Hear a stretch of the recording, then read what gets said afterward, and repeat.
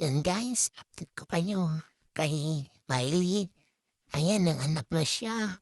Ang anak niya ay 5. I love you, Miley. Hello. Dito talaga siya nanganak. Guys, I love you. Matuam. Ayan, hinadap na rin niya si Lucky.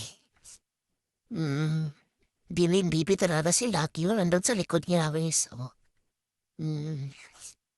Anak niya, guys. Ano yan? Ang lusog ng mga anak niya. Apat na tabi ka at saka yun. White at gray. Hello, Mami Miley. Hello. Yan ang baby niya, guys. Ang lulusog ng baby niya. Kapit na kapit si doon, no? Si Lucky. Nako, di namin namalayan guys, dito pala siya nanganap. Kaya yun, hindi namin napaghandaan, kaya ito na nga. Yan guys. Ayan si Lucky nandun sa likod. Buti na lang, tinanggap niya si Miley, si Lucky. Yun.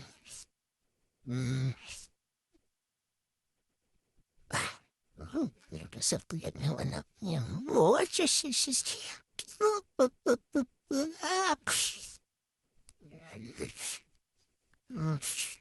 Ang bunga.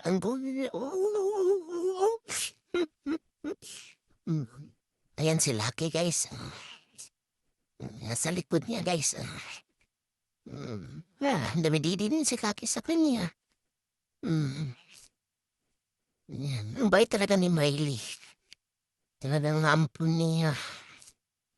Hindi niya hinaaway. Ibang pusa pa yan. Nung kaya tanggapin. Katulad ni Julia. Pitos pa yan si Julia. Ito yun guys, nung maliit pa siya. Guys, pitos pa guys, wala pang mata. Nagkapong-gapong sa pasada. Ewan ko, nahiwalay ni Sura sa mama niya. Ngayon, binigay naman sa kapitbahay. Sabi ng matanda, ayaw tanggapin ng bagong panganak niya na pusa. Ayun. Ngayon na, buti na lang nakita ng kapatid ko sa kalsada, nagapang. Kung hindi nakita ng kapatid ko, guys, na ito si Julia na to. Wala na tong guys, nako. Nasagasaan na to ng mga tricycle, mga sasakyan. Awawa nga guys, aray. May pusa kaming nag-inhit guys, nag-i-inhit yan si Beauty, guys. Grabe, guys, anong ginawa niya sa akin, guys, Anong ginawa niya sa akin? Ayaw bang tumingin, Bantay ka talaga, ha? Masaktan si tita, ha? Masaktan. Si Kitty, guys, nagkaroon na ng collar dahil yung liig niya. Puro kasi chicken eh. Ayaw kumakain ng chicken eh. Yan. Pero nilagyan ko na yan sa batok ng puzzle pit na yung pang amaglon. Ito yan guys, Nagam mo. Ito yan guys, ko lang. Matanggap ko lang, yan. Kaya ko sa batok may Julia. Ay, si Julia, hindi ko pa nalagyan pala kasi ngayon nang dumating to, ilagay ko sa batok ni ni Kitty. Ni Beauty, ito nag-inhit yan guys, si Beauty yan, inhit yan. Yan ang nalagyan ko nito.